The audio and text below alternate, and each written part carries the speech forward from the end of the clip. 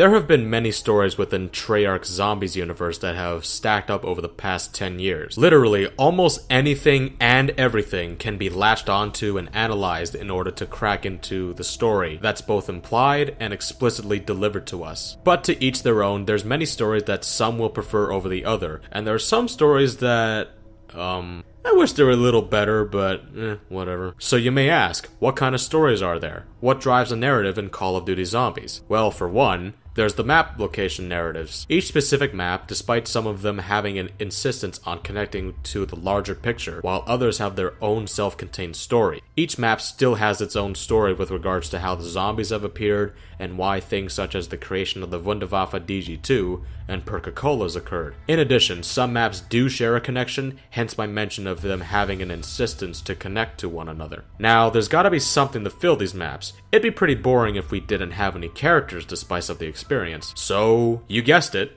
Next up are the narratives of the characters, or better yet, some of Black Ops 3's maps. Black Ops 3, in my opinion, was one of the best examples of integrating a character's development, and it far exceeded the previous Zombies entries in terms of developing our main 4 heroes. And as a bonus, there were a lot of forms of communication given to us so that the narrative could continue to be delivered, like the memory trailers which gave narration from the characters, and even some implied alternate narratives that twist audiences' minds that by showing alternate outcomes regarding the crew.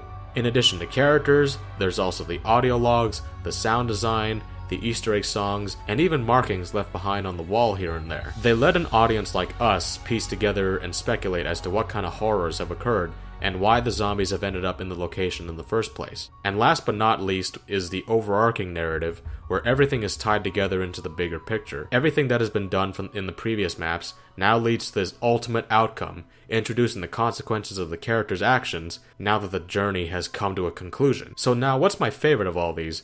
Personally, I actually really enjoyed the stories that seemed more isolated from the rest of the story, but yet still had that connection to spark an understanding that it's still connected to what we know to an extent. So here it comes. You're probably going to yell at me for not picking Mob of the Dead, but my favorite narrative for zombies is within Zetsubo no Shima, telling the story of Division 9's atrocities, and in addition to the personal journey of Takio. Zetsubo is not only my favorite map as its own story, but important in terms of a very key element in the story regarding Richtofen's decision and going to Alcatraz to retrieve blood vials for the other 3 characters.